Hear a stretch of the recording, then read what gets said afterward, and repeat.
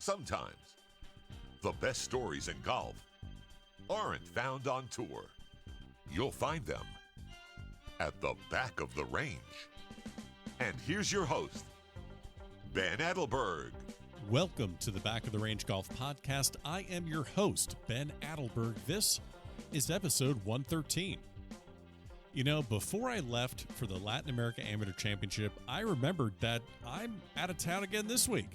No, not another golf tournament. I got to work this week. So since I wasn't going to be in front of the microphone, I figured I'd get this episode loaded so we wouldn't skip a week. We don't do that around here. We bring episodes each and every week, interviews with amateurs, professionals, college players, college coaches, you name it.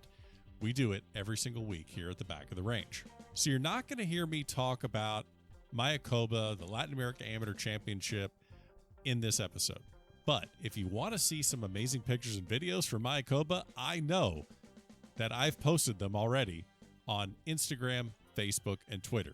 So follow along there, subscribe in Apple Podcast and Spotify, and go to the website, thebackoftherange.com, to listen to all the previous episodes. In fact, there's probably some interviews up on the Instagram page. Maybe I grabbed some souvenirs that I'm giving them away. You want to go follow this podcast on Instagram. The handle is the Back of the Range Podcast. Once I get back home, once I get back in the studio, I will give a full recap of the LAC and hopefully have some pretty cool announcements to make at that time. So this week's episode is Mike Muehr from Mclean, Virginia. Now, I know what you're thinking. Why is a former heavyweight boxing champion on the Back of the Range golf? But no, you're thinking of Michael Muehr, different guy. But I'll tell you, if you're too young to remember when George Foreman knocked out Michael Muehr to win the heavyweight championship at the age of 45, I will not be offended if you pause this and go look it up on YouTube, because I just did that myself. In fact, I will actually put the link in the show notes of this episode to that clip on YouTube because, well, hey, the oldest heavyweight champion in history, got to show respect. No, Mike Muehr, this week's guest, might not be someone that you're familiar with in the world of golf. His name is spelled a little bit differently. He did make it to the PGA Tour, but after a couple of years, he kind of disappeared. Mike eventually got back into playing golf on the amateur level. He basically got his status back so he could play in these member guests he kept getting invited to. But once that happened, the world of mid-amateur golf opened up, and the cocktail circuit came calling. And before you know it, he was racking up wins at places like Pine Valley and Seminole. He competes on the national level, and while I've spoken with plenty of awesome mid-ams here at the Back of the Range, you got to put Mike Muehr's resume up there with the best of them. So let's get started with this week's episode. I think you're really going to like this one. Mike, welcome to the Back of the Range. How are you? Great, Ben. Thanks for having me on. You're coming off a pretty darn good couple of years. You win the Coleman at Seminole down here in South Florida in 2018. You win the Crump for the third time at Pine Valley in 2019. Let's get it out of the way. What are you doing in 2020? Olympic run or master? What are we doing in 2020? How are we going to top all this? I don't know, Ben. You know, I think I've mastered the cocktail tour, what we refer to. Oh yeah, that run of the Crump and the Coleman and all that stuff, the George Thomas. So I don't know. Maybe that's just my age or whatnot, or my priorities. But I really enjoy the playing with the old guys, the mid amateurs, and have found some success at some of these venues, some of the Hall of venues, and I get to pick my spots. I play 2 or 3, sometimes 4 tournaments a year, and at the best courses in the world, and have a lot of fun doing it. So it's great. It's a great scene at these events, and I guess I just thrive in that. The little less pressure, not the pressure cooker of the PGA Tour. Okay, so you mentioned the PGA Tour. You played a couple full seasons, and I know you were on the Nationwide Tour, or whatever it was called at that particular time. It's obviously the Korn Ferry now, and I want to get back into your pro days and help me out, but I got to talk about your career at Duke. I mean, I'm a Kansas guy, and I have to talk to another Dookie. I can't believe I'm doing this to myself, but I'm going to do it anyway. But you just mentioned something very interesting. When you hear about players at the highest level, they're like, I got to get my reps in. I got to play more tournaments. I got to get more tournament tough. And you're telling me that you play 3 to 4 tournaments a year, And these aren't just like your local county amateur. These are the biggest and most competitive mid-amateur tournaments in the world. How are you succeeding without a whole lot of tournament experience annually? That's a good question. Maybe because my livelihood doesn't depend on it, and I can just kind of go out and play the way I practice, which is a few cocktails and no pressure, no preparation, and just let it go. And again, I played almost 10 years professionally, and it's just a completely different deal. And I was never much of a practicer back then either. And so it's just, I think the recipe for the type of golf I play now, it just works for me. I get to go out and challenge myself, again, 3 or 4 times a year against some of the best. And frankly, some of these mid-amateur players, they are the best amateur players in the world. Some of them, the guys like, Harvey and Parziale and these guys, and they do play full schedules, and they are really, really good. So to be able to challenge with those guys a couple times a year is frankly enough for me. Well, I mean, the 4 semifinalists in the Crump last year, it's you and Parziale. You took him down in extra holes, and then Harvey had to go extra holes. He had to go 20 holes to take out Skip Berkmeyer. I have had those 3 guys on the podcast as well. So that schedule doesn't suit you. You don't see yourself being a full-time 10 to 15 event kind of a mid-am just chasing it around. No, even if I wanted to, Ben, I couldn't. I've got 3 kids, 12, 11, and 9, with active in sports and a job that doesn't really allow me to do that. And frankly, the 3 or 4, when I'm done, if I don't play really well, I tend to remind myself why I don't do it for a living. But okay. It's enough for me. My wife refers to me as America's guest because I can still play, fairly well, and so I get invited to a lot of member guests. So I get, outside of those 3 or 4 very competitive events, I get another 4 or 5 fun member guests, and that takes up enough time. All right, so let's go right there. You're giving me you're sending me in all different directions here. That's fine. So member guests, what is maybe one of the member guests that you've been invited to where you get to the joint and you're like, okay, I've seen a lot of things. I've spent some time at Pine Valley. I've spent some time at Seminole. But as far as like an over-the-top party, not so much about, okay, grinding out, 9-footers for par, but an over-the-top party where you're like, man, I don't even care what we shoot. This is just fun. I got to get back to this thing. Yeah, there's a few of those. The ones at like at Congressional, that's a good one. There's actually one here locally at the TPC at Avenel. They do an incredible spread. There's some that have Calcuttas. The one at the Trump course here in Virginia, it used to be called Rose Island. Our member guest was a blast. We had a massive Calcutta that they've since gotten rid of. I think that it got around town and people were coming in with inflated handicaps and just got a little out of whack. But one really good story was there's a club out here in Northern Virginia called Creighton Farms. Really nice Nicholas design venue, and I was asked to play with a guy that I knew pretty well. Our wives went to college together, and so it turns out it's the typical 9-hole matches, and he was a really bad golfer. I mean, he hadn't played in like 15 or 20 years. He was a new member of the club. He thought he'd bring me in, and I knew more people than he did, frankly. And so we're plugging along, but he's a good athlete, and I'm kind of coaching him around the golf course for the first 2 or 3 days, and we end up missing the horse race by like a half a point. So we're sitting around lunch, and somebody says, "Oh, guys, you made the horse race as the wild card. The most points that didn't win their flight." And I said, "That's great. Well, what's the format?" And he said, "Well, the member has to tee off, and we're starting on 15. It's a pretty severe penal par 3, about 185 yards over a bunch of junk and almost an island green, and the member has to hit first." So I said, "Okay, that's great." So we drive out there. There's about 30 carts behind the green. There's about 10 behind us on the tee, and we're first up. And he says, "What do you like? You like the hybrid, the 2 hybrid, the 3 hybrid?" I said, "Heath, I think you should pull out your putter." He said, "Huh?" I said, "Come down here." I showed him where there were no divots. I said, "See this spot about 3 feet in front of the ball? Just putt it to right there. Don't hit it in any divots, and don't hit it into the rough." And, the guy, it's awful. I like to say it's awfully lonely atop that mountain of pride. He had no problem. He's pulled his putter out and tapped it about 2 feet. And the guys around the tee start laughing. And sure enough, the other, 12 guys that got up, 4 of them hit it in the junk, a couple hit it in the bunker, a couple hit it in the woods. And it was my turn. I got up with a 6-iron and hit to a foot.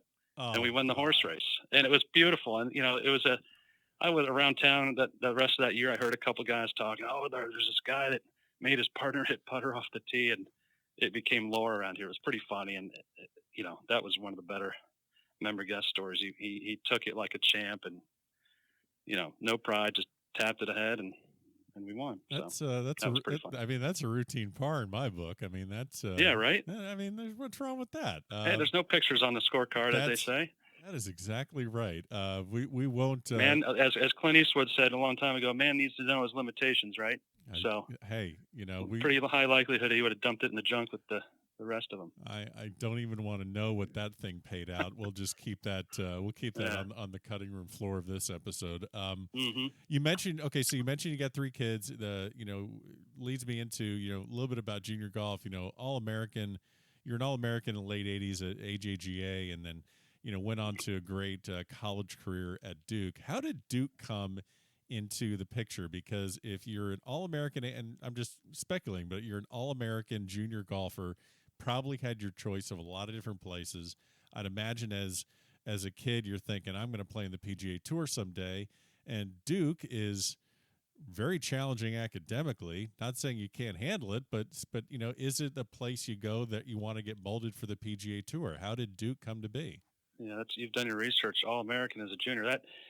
I was an AJGA All-American, and one of the things that really pushed me towards Duke, you're allowed to visit 5 schools. I visited Stanford. Wally Goodwin's the coach. He was an amazing guy. In fact, Casey Martin and Nota Begay and I were all on the same recruiting visit the same weekend.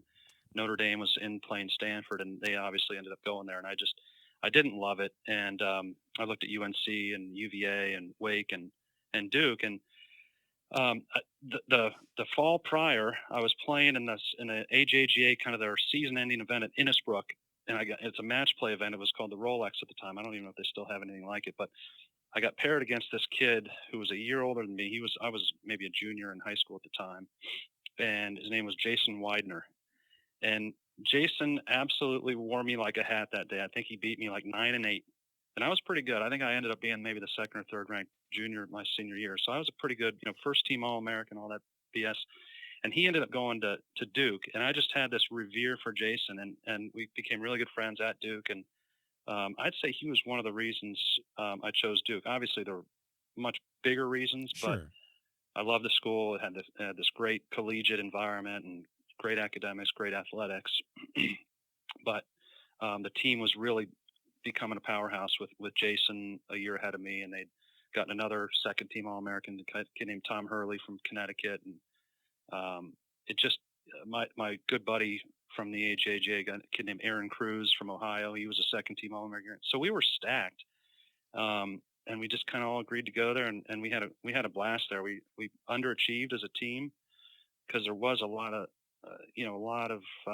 time being dedicated towards just frankly being able to stay in school there. It's a really tough place, and so I think our golf suffered to some degree. But we had a great time. I wouldn't give it up for anything. The experiences we all had there together, and I always said that you can, if you want to play on the PGA Tour, you can go to. I think Zach Johnson went to Drake or someplace like that in Iowa. So you can go anywhere and do it if you kind of have the talent and the will after college to dedicate to doing it. So I was just going to say, so you're there at Duke, and gosh, I mean, as a Jayhawk, this pains me to say, but you're there. I think it's like your freshman and sophomore year when Duke basketball wins national championships. So I know it's a golf podcast, but what is it like being on campus and also being an athlete? You're a little bit different than just the standard student, but what is it like being on campus when you got Hurley, Leitner, and Grant Hill rolling around there? What is that life like? Well, sorry to rehash probably a sensitive moment for you, but I was in Cameron Indoor Stadium watching the final game in 1991 when Duke beat Kansas. Grant Hill had the big catch and the dunk, the alley-oop dunk from half court. Yep. So it was a great time. I was the same age as Grant, and we had a class together. I stayed for one summer. We had a class together and used to go hit golf balls at the driving range. But obviously those guys were celebrities on campus, and a lot of them are great guys. One guy, and I've gotten to know pretty well since then, is a guy, Jay Billis, who not my same time, but he's a wonderful guy and avid golfer. fellow member at a club up in New Jersey. So that's just Coach K has done an awesome job, raising these kids into really good people, and there was a great time to be there. Fortunate to know a few of these guys. Yeah. Well, because of that, I will not be sending you a courtesy a gift basket from the Back of the Range Golf podcast, since you had to mention that Kansas loss. But yeah, I just, it's incredible what they've done, and then also obviously what Kansas has done. But I wasn't on campus when KU was when they won in 08. I was there around that 95-96 time, that Jacques Vaughn, Rafe LaFrance, Ostertag kind of era. So. Well, those are the Roy Williams years, right? Exactly right. No, you're 100%. 100% right. And Matt, I'll tell you what, I got to tell you, Matt Gogol was one of my very best friends and favorite people from when I was on the tour. Yeah, he was a Kansas boy, and we had a lot of back and forth those years, kind of 2000 to 2003 when we were running around together. Now he won his lone tournament at Pebble, and then he runnered up to Tiger one year at Pebble. I believe you've played Pebble. Does it get much better than Pebble Beach on tour? You know what? I never understood. Some guys don't like to play the event because you're playing with celebrities or amateurs, and the weather's usually pretty crappy, and the Poena greens are bumpy. And frankly, it's just, if I had one round of golf to play, it's at Pebble Beach, and it's just a magical place. And I remember the day when he finished runner-up, and it was because Tiger holed out that wedge on 16, spun it down the hill and in, and then I think he won the next year. Matt did. Yeah. I don't know if they were consecutive years or maybe there was a year between, but I think it was the next year that he came back and won it. So he was a great player, a great, really fun guy, and that place is just it's magical. Love it. I read previously, in I think an interview you did, or just maybe some sort of a statement that you did a while back, where you referred to yourself as a mediocre college player. Is that correct? That'd be fair to say. I won one tournament. I won Stanford's tournament my sophomore year, and I might have finished second another 6 or 7 times. So I certainly was not a stellar college player. I was a decent college player. Okay. Again, I kind of let school get in the way of that, but that was all right. I had a great experience, a very balanced time in my 4 years. Yeah, and the reason I'm asking that question is not to pull out your finishes on your college career, but just to illustrate the fact that you get to the PGA Tour. Keep your card in 01, go again in 02. I mean, you had several years on the nationwide tour, but I guess my question is, how do you look at your college playing career and then decide I'm going to turn professional and chase down the dream of making it to the PGA Tour? Were there factors that allowed you to make that decision, as opposed to, well, here's what I did in college. I beat this guy, and this guy, and they're doing it. I'm just curious how that decision gets made. Yeah, it was never really that. I think it's kind of more of a symptom of having golf just being the centerpiece of my childhood. From a very young age, very competitive, got to, be a very competitive junior golfer. And I was always maybe a little slower to move up into the age groups. When I'd bump up to the 15 to 18 age group, it would take me a couple of years before I, experienced a lot of success. And, college, my senior year, I actually played pretty well. I finished second a couple of times, maybe 3 or 4 times. And, it was just kind of the natural progression. I figured, God, if I'm going to do this, I got to do it. Yeah. And the alternative was probably law school. And I figured, the world has enough lawyers. So I gave it a shot, and I was fortunate too. Financially, my parents sort of, kind of semi-sponsored me. I actually approached it kind of like a business. I put together a syndicate of sponsors, friends, and acquaintances that chipped in, kind of like betting on a horse, and did that for 3 or 4 years, and they weren't really losing money by the end, which was a good thing, because typically those are throwing good money down the drain. But and each year I kind of progressed a little bit. I played in Europe my second year. First year I just played wherever I could find a place to play. Second year I played in Europe for a year, which was my favorite year of all. Really? Just had an incredible time. Lived in London and traveled to a different place, mostly in continental Europe, every week. It was just it was incredible. met some great people over there. I was one of 2 Americans at the time. Craig Hainline being the other from Oklahoma State, and then came back and got my card for what was then I believe it was still the Nike. It became the Buy.com tour. Right. So I did that for 4 straight years. I was fully exempt, and each year just kind of got a little bit better. Maybe 80th on the money list my first year, then 50th, and my 4th year I finished 21st, which got me. I just missed getting my card, and so I got right to the finals again that year, and got through the finals in 2000. So it was a culmination of 6 or 7 years of just kind of paying my dues. And there were a couple points in time where I really thought maybe I'd done it and I was ready to move on and do something else away from golf. And I think I look back, there were a couple little pivot points that it could have gone sideways or could have gone the wrong way. One of them being I was playing at second stage at a place called Greenleaf Resort, which I think is a cow field now. Haines City, Florida. I've played Haines City, Florida. And I'll tell you what, it was a awesome, I want to say it was a Robert Trent Jones golf course, middle of Florida, and they always overseeded it for Q School, and it was a fantastic test of golf. I would say back then when it was really kept up, one of the top probably 10 courses in Florida. And it was a second stage, and I was in a playoff for an alternate spot, which nobody doesn't show up for the finals of Q School.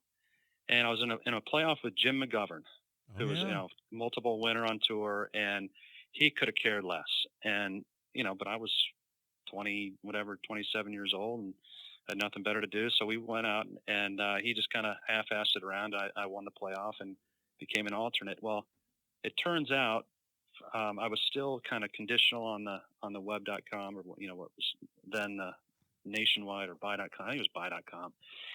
And so I showed up at I had finished top 25 the last event of the year. Even though I didn't have much status, I showed up at the next event, and because I was an alternate, I had status on that tour for that year. Wow. And I showed up, I finished top 25 the first event of the year, which got me to the next one. I finished top 25 again. I literally parlayed that alternate spot from second stage into being, conditional and fully exempt on that tour that year. And then 2 years later, I get through Q School. And I really was close to packing it in at that point. If I had no status, I would have gotten the job at that point. So you're saying if Jim McGovern wakes up in a different mood that day, that could really have altered the Absolutely. Okay. Interesting. Yeah.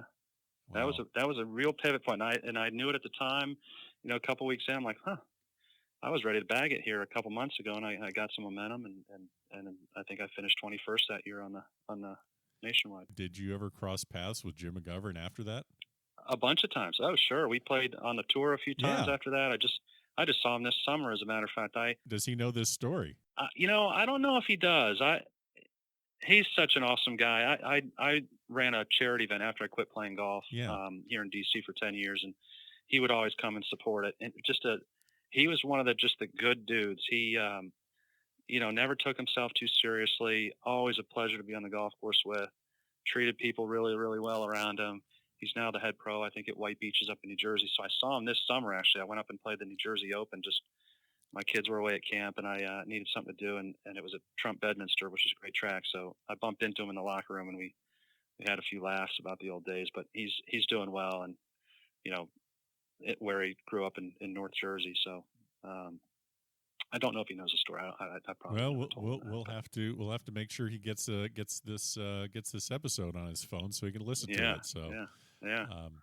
Well, it's funny you mentioned you get up there this is, I think we're just about the same age. I think it might be a couple of years younger, but right around that time, I started really following golf, and 2001 is that first full season that you're on the PGA Tour, and that's, I believe, is the Masters is when Tiger completed the Tiger Slam, and there's these big hitters that are on the tour, but I'm looking at a lot of the names that won that year, and you have a Scott Verplank, and you have a Chris DeMarco and Bob Estes, who I just talked to a couple weeks ago. And I don't think that the distance explosion had quite started yet. I know there are some of the outliers, but tell me about your game and about maybe the culture, so to speak, on the PGA Tour, because it's like almost like it's at that gap where things are about to go in that direction where you got Well, it's all correlated with 2002 is when the Pro V1 Pro came out. V1, yeah. Yep. And so, and I know that because I was a pretty average driver of the golf ball. I wasn't really long by any means. I was probably on the shorter side of average, and I wasn't really straight either. Okay. I had a really solid iron game, and the reason I remember 2002 being that transformative year was it was my second year on tour, and driving distances literally went through the roof that year because of that golf ball. It went from, I want to say the average was like 270 to 282 or something like that, which is a pretty big jump. Now Right. it's probably 300 yards, but and my driving distance went down 12 yards. Because you didn't switch the ball. No. Well, I didn't switch the ball, but also in hindsight, I don't know if you read this, but I had stage 4 cancer. My caddy, I was always, instead of practicing after golf, again, I was never a big practicer, but typically, if good or bad, you'd want to go hit balls, and I was always just, buddy, I'm going to head back to the hotel. I don't feel up for it, and right. So, in hindsight, when everybody else was getting longer, I was getting shorter for health reasons. So, but back to your question, I was average at everything, really, frankly, with the exception of iron play. And if I putted really well on certain days, I'd have good scores. But I think the way the golf courses are set up now, if you don't hit it 300 yards and pretty straight, you have a very short career ahead of you on tour. Yeah, it's a different game. So, I wanted to ask. I don't think I've ever had the opportunity to ask this question, but there were 2 PGA Tour events that were canceled at the very close of that season. There was the event in Tampa, which I'm assuming most people, think about the Valspar. It was actually at the end of the calendar year, and then there's also a WGC event that was canceled, and it was canceled due to 9/11. And I don't think I've ever had the chance to talk to anyone that was playing on the tour that year. Or I've never had the thought to ask it, but do you remember how that changed the culture or how it affected things on the PGA Tour, whether it's about travel or maybe even size of galleries? I'm just curious if you remember anything specific that jumped out at that time. It's one of those things where everybody remembers where they were at 9/11. Right. I was on the island course at Innisbrook playing a pro-am. Yeah. We had gone through the turnhouse and saw the towers on fire, and we were all just kind of dazed. We went onto the back 9, and then we heard that the towers fell, and so we all walked off the golf course. Sure. And then we were stuck in Tampa. Obviously, all flights were canceled, and after about 2 days, when it looked like they canceled the event, I think the next day, and so we waited another day to see when we could get out of there, and it became evident that we weren't going anywhere anytime soon. So I drove home to DC from Tampa with a J.J. Henry's caddy who was going on to Connecticut, but. And then the next week, ironically, we were in the 84 Lumber in Pennsylvania, Western Pennsylvania, about 20 minutes from where the other plane crashed in Somerset, Pennsylvania. And driving around up there, all these little small towns, they were all the hotels were filled with the black Crown Vics, all the FBI cars. Sure. And so it was surreal going from one to the next, and that plane flew right over the golf course, Laurel Valley, where we played.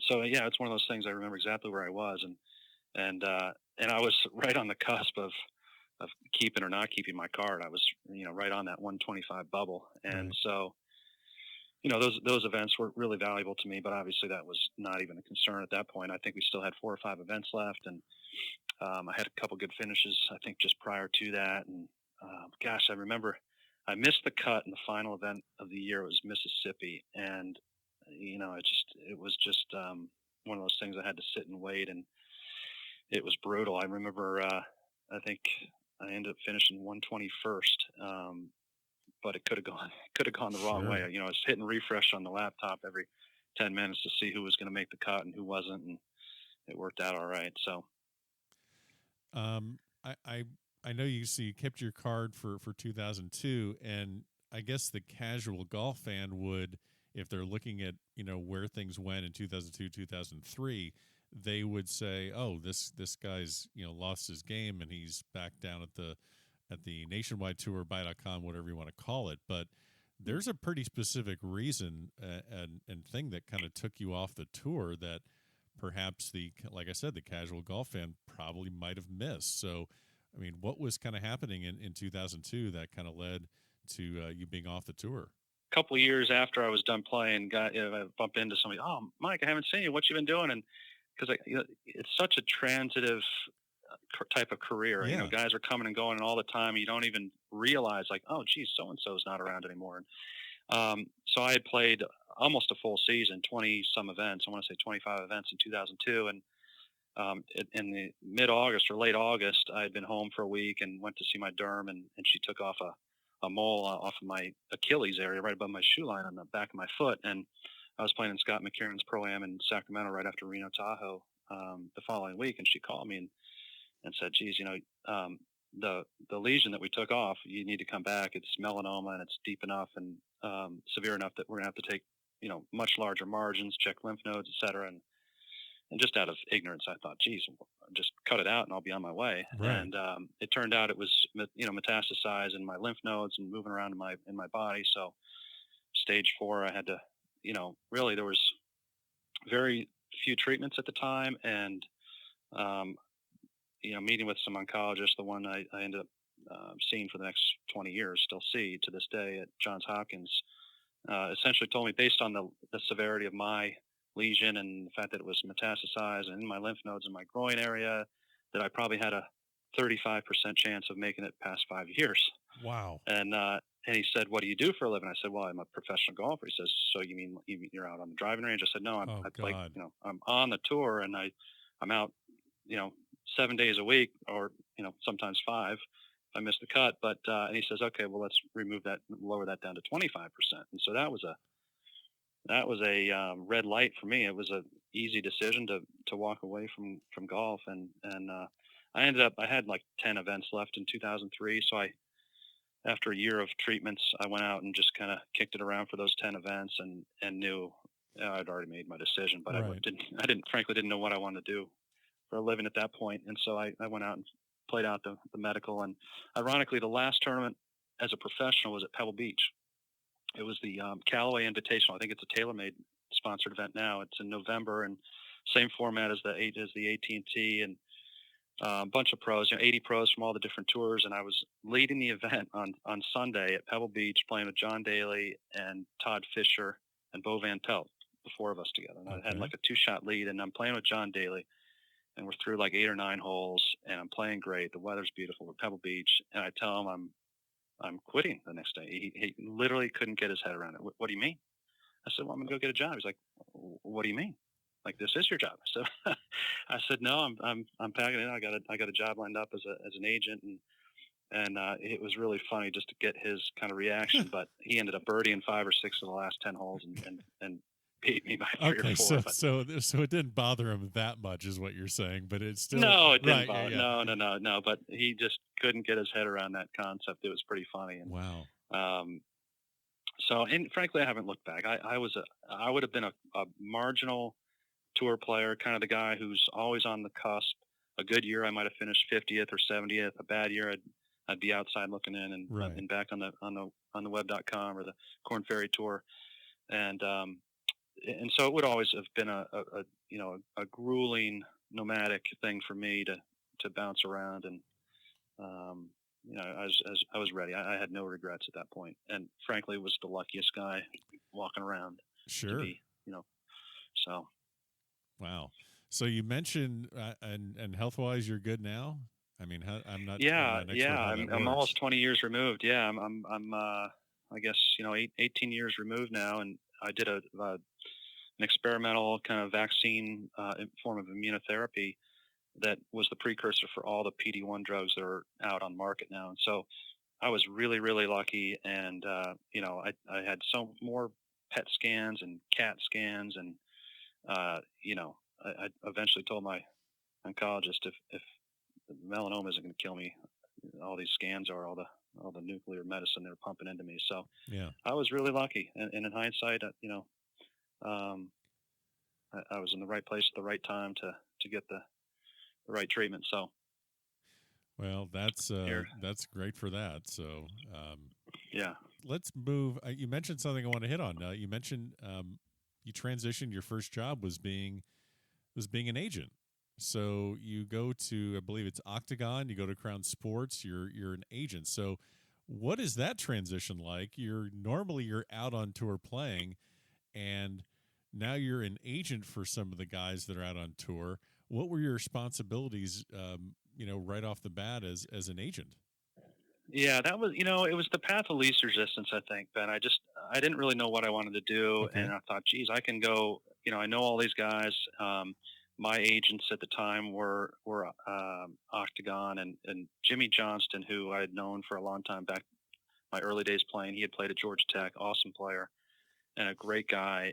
He had just moved to Sea Island to work with Mac Barnhart. They were both, Mac was down in Sea Island handling all the Davis Love stuff and some of the other clients that they had bought. They had bought Vinnie Giles' company called Prozinc in Richmond. And so they had Justin Leonard and Tom Kite, and, really nice client base. And so we were at Octagon, the three of us, and then we thought, geez, we should be doing this, hang our own shingle out. And so we broke off and started Crown Sports and based in Sea Island. And we immediately got all these guys, Jonathan Bird and Lucas Glover and Boo Weekley. Kuchar, I think, right? Brant Snedeker. Kuchar was after the fact. He wasn't there when I was there. Boo Weekley was one. Joe Durant. Just really good guys. Guys that were personable, that we could sell. And I thought it was going to be an easy thing to do, and it turns out it was really not cut out. I was not cut out for it. I just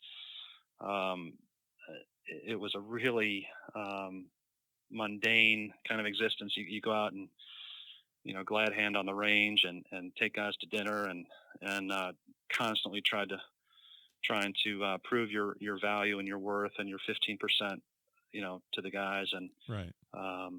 Frankly, in hindsight, I think there's probably 25 guys that need an agent on tour. The rest could probably do a lot of it themselves if they wanted to. Okay. So it just, the writing was on the wall for me. I did it for a couple of years and eventually realized that I had to move on. So finance is something that I always kind of wanted to do, and followed the stock market as a young kid, and moved, transitioned over to wealth management. I think most casual golf fans, maybe they know of Tiger's agent, Mark Steinberg. Maybe they know Mm-hmm. Chubby Chandler, who handled Rory and Westwood and that crew, and Graham McDowell. But they probably don't know a lot more about agents and what they tend to deal with. Not to walk you back through every single role and responsibility you had, but, what does an agent do? Maybe like what's the fire that you always had to kind of put out? Or, what would an agent's role be during a time where maybe a player kind of gets, caught up in the air in an interview or has to withdraw last minute and there's media? Like, what are maybe some of the things that maybe the casual golf fan does not understand that an agent actually steps in and takes care of for the player? It's from player to player. I think some of the really high level players that have a lot of scrutiny and a lot of media interaction, there's probably a lot more for an agent to get involved with on a day-to-day basis. And I can't really speak as much to that as, what we were doing was, negotiating contracts mostly with the manufacturers on behalf of the players, constantly, introducing a new opportunity, whether, typically in the off season, if they wanted to switch equipment, we were out, trying to find corporate endorsements, appearance fees, that type of thing. And really just kind of being an advisor to them. In terms of the day-to-day stuff, it was, I just didn't enjoy that stuff. And so I didn't do it. Okay. But Tiger's needs are a lot different than Boo Weekley's needs. Right. And I'd love to know what Boo Weekley's needs were. Yeah, they weren't many. He was a pretty simple dude and a lot of funny guy. Oh my gosh. there was an orangutan story that's just priceless. I don't even know if I'm at liberty to say, but it's a classic. But maybe you can get Boo on your you got to get Boo on your podcast. I would love to have Boo on the podcast. I would. I mean, yeah. I'll let him tell the orangutan story because it's amazing. Okay. But yeah, I mean it's not Jerry Maguire by any means. It's I think Steiny did a great job with Tiger, and he saw the writing on the wall and broke off and kind of did his own thing there. And it's very competitive. The guys, there's a lot, I'd say there's a handful of agencies that kind of control probably 90% of the players on tour. And right. when I say control, represent right. 90% of the players on tour. And they mostly really good guys. There's some that I wouldn't necessarily want to hang out with, but they're all really competitive and, but at the same time, they play well together. And, I still, I like a lot of those guys. It wasn't the people. I just didn't really love the work. Right. And so, it was pretty mundane. At this time you're not playing professionally anymore. You're an agent for a couple of years, and you get into the financial space. What did you really know about as you said, the cocktail circuit, mid-amateur golf? When did that start taking shape where you're like, hey, I kind of want to kick it around a little bit, which you can do in member guests. You can do, I guess you probably had to get your amateur status back to playing those member guests, didn't you? I did. So I last played professionally in like the summer of 2003. Okay. And so I really didn't play anything for 4 years. And I was just looking at the schedule of amateur events. And that year, the U.S. Amateur was at Olympic Club, and the U.S. Mid Amateur was at Bandon Dunes. I thought, geez, that sounds pretty good. Frankly, the PGA Tour does not play good golf courses, believe it or not. They play 15 TPC courses, which are fine. Right. They're okay, and TPC at Sawgrass is awesome, but the rest of them are, they're serviceable, but they're not great golf courses. They do not get to play the classics outside of the U.S. Open rotation. And, geez, if I could qualify for the U.S. So I went out and I first wrote a letter to the USGA and said, I'm interested in getting my amateur status back. I had to tell them how much money I made, how long I played, and when was the last time I played. And I got a letter back immediately saying, you're good to go. So I qualified for the amateur. Wait a minute. Let's just slow this down real quick. You wrote a letter saying, hi, played, X amount of years on the nationwidebuy.com. I was a card-carrying member on the PGA Tour for 2 full years. And you write a letter, and they said, all right, fine. That's how it went? That's how it went. They said, when was the last time you played? I said, 4 years. So that became my waiting period. And frankly, at the time, it was a 2-year. You had to, if you made any money and played any extensively whatsoever, it was going to be at least a 2-year wait. Okay. And I've heard of, I've got one story since then of an 8-year wait, but I didn't make a ton of money. I think over my PGA Tour career, I might have made $1 million between the tour and, right. We keep calling it a different name, today's Corn Ferry Tour. So, it wasn't a lifetime career for me. And so after 4 years, I said, yeah, you're that waiting period satisfies, what we, see as somebody who's fully removed from professional golf. And so, ironically, I was up at Pine Valley playing. Somebody invited me to go up there, and I got paired with Gordon Brewer, who was the president of the club at the time and a senior legend. And I played really well. We were playing 2 guys from the UK in a little match, and Gordon and I beat him pretty handily. It was their 2 best players. And he said, I'll never forget, we're sitting at lunch. He says, well, Michael, how would you like to play in the Crump Cup? I said, well, geez, Mr. Brewer, that would be fantastic.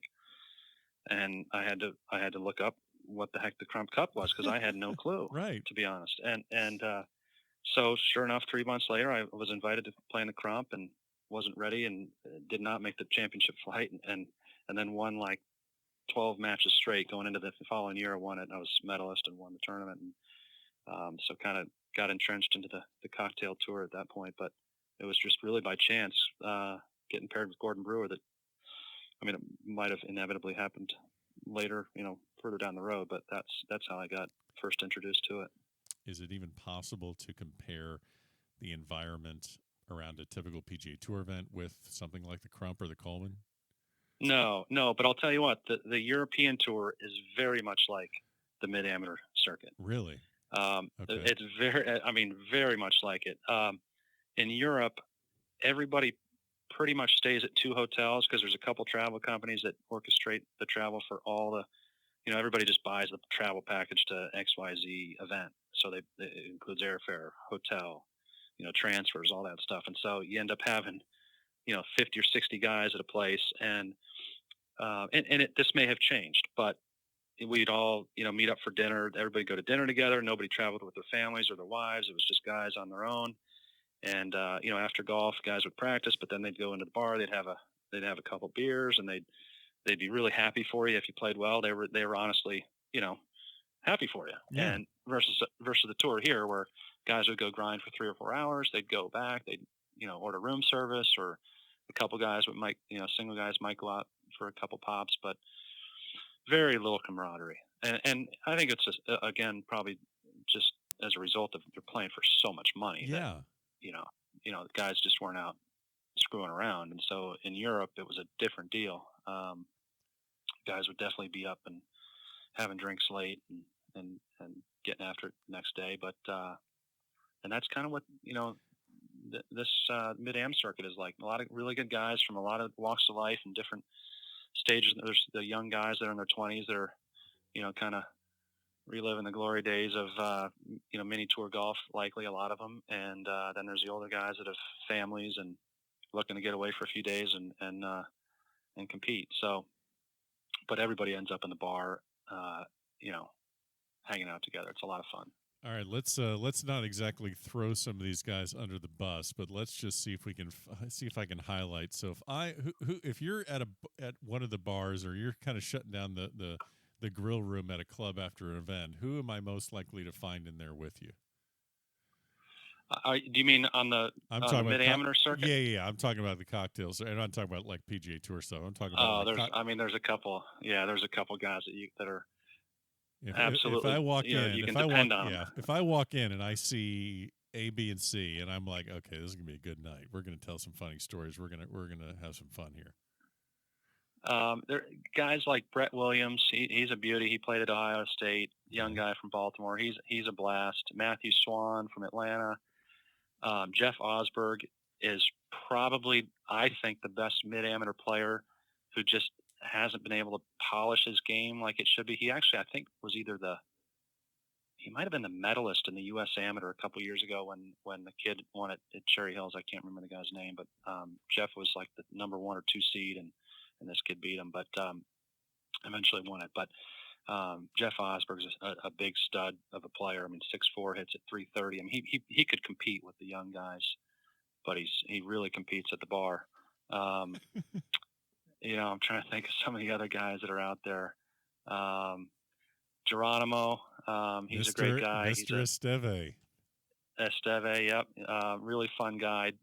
There's a bunch of them. And Jamie Miller is a great guy that likes to get after it. I could go down the list. Oh yeah. They're the norm, not the exception. When to find guys that want to hang out. And Owen O'Connell is a legend. I'd say his game isn't where it used to be, but in the bar he's like a +8, and he's a fantastic guy, and a legend when it comes to amateur golf. Having been a Walker Cupper and just an absolute stud from Northern Ireland, but he's a usual suspect. So we kind of joke with one another that we can kind of expect to see one another at the bar at Pine Valley late. There you go. I want to get you out of here on just a couple more. You've been awesome with your time, but I almost forgot to ask you. I can't even fathom the amount of Monday qualifiers or Q school rounds that you've played in your life. And not to expose any old wounds, but to kind of illuminate just how tough it is to make it out there, especially the path that you did with going through the developmental tours and Q school. But anytime a young hotshot college player might be playing a practice round with you or telling you how he's going to go play professionally and do this and do that, do you ever have that one story packed away just for that rainy day where you can say, look, this is exactly what it's like and this is exactly how hard it can be, or how heartbreaking it can be to try and make it as a professional. I'm sure as an agent you must have had that story, but or had that story at that time. Do you have that one story? There's a couple stories, horror stories, not for me personally, but some people that I witnessed firsthand. I mean, a good friend of mine from going back to when we were 13, 14 years old was a kid named Jackson Brigman. And I don't know if you remember Jackson. He played at Oklahoma State. Yep. Yeah, he's from Abilene, Texas, and awesome player as a kid. Played at Oklahoma State. Spent a bunch of years on the what's now the Corn Ferry, and at the Q School at Doral. Final stage, final day, final hole. He makes par to make it on the number, and a guy named Jay Hobby who played at Auburn is keeping his scorecard. And they turn in their scores, and Jackson's elated. He's over at the scoreboard, and they put his score up, and he's 1 over the number. And he freaks out. He goes over and goes to the scoring table and says, look, you got the wrong score for me. I was at, whatever the number is, 327 or whatever it is, and I was at 326. And they say, well, let's get your scorecard. And they look at the scorecard, and Jay had put down a 5 on 18, and he had a 4. Now, this happened 5 minutes ago. Obviously it wasn't malicious. It was just an oversight. Right. They both missed it. He signed the card, takes the 5, misses getting his tour card by a shot, and is basically never to be seen again.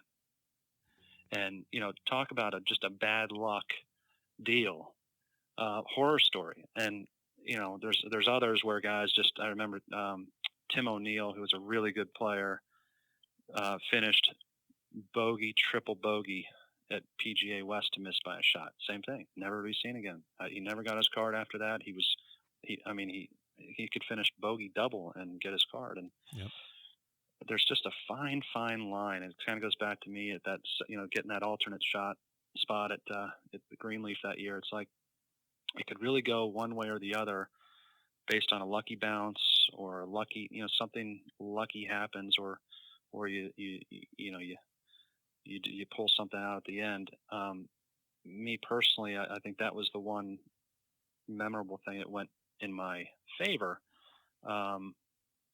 In terms of, God, what they're in for, what these young studs are in for, that, the best players in college, I just don't think they realize how many good players there are that they've never heard of, that have been out there for 10 years, that have been doing it for 10 years, and they've cut their teeth, and they've been grinding, and they know the golf courses. And a lot of these kids just can't miss kids. They just don't make it.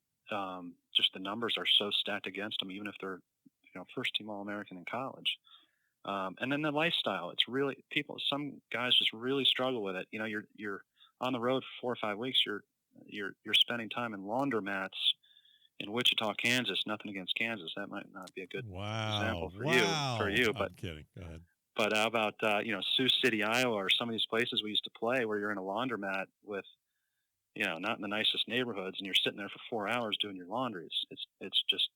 It's like the lowest of lows. Right. While your peers are back in Chicago or New York or DC, and they're working and they're having a social life, and you're out and, going from small town to small town. It's kind of like the circus, right? The circus packs up and you move on and take your stuff and sit down, and that's your home for a week, and then you move on to the next one. It's pretty grueling. So not everybody's cut out for it. Yeah. And, I was fortunate. I think things lined up for me. I made it. Got to play a couple years against, the best players. Tiger's best year on tour, I think, ever was 2001, which is my rookie year. And so I don't look back with any regrets. Had a couple near misses. I was leading LA on the back nine on Sunday in horrible weather. I'll never forget that. I choked, but it was my 5th event my rookie season. I had a 1-shot lead and with 7 holes to play. It's I'll never forget that feeling. But I love what I do now, and I love being able to play again the best golf courses in the world and pick and choose. And it's a lot of these guys will never get to play Pine Valley or Seminole or some of these places we're fortunate enough to play every year. I feel that we have left tons and tons on the on not discussed. I mean, there's tons of things about Pine Valley and Seminole and what you're going to do in 2020 and all sorts of things. So I hope we can do it again soon, because sure. I think we got to We've got to talk a little bit more Kansas basketball. I know that you want to get into that. So, but let's try and do it again soon. And Mike, I appreciate you joining me here at the back of the range. Yeah, Ben, anytime. Enjoyed chatting with you, and all the best to the Jayhawks. Yes. And there you have it. Special thanks to Mike Muehr for joining us this week here at the Back of the Range Golf Podcast. Great story. Going to be following him a lot this summer as he competes on the national level on the cocktail circuit. Don't forget, follow us on Instagram, Facebook, and Twitter. We're going to have a lot of information detailing my experience at the Latin America Amateur Championship. We'll see you again next week for another episode here at the Back of the Range.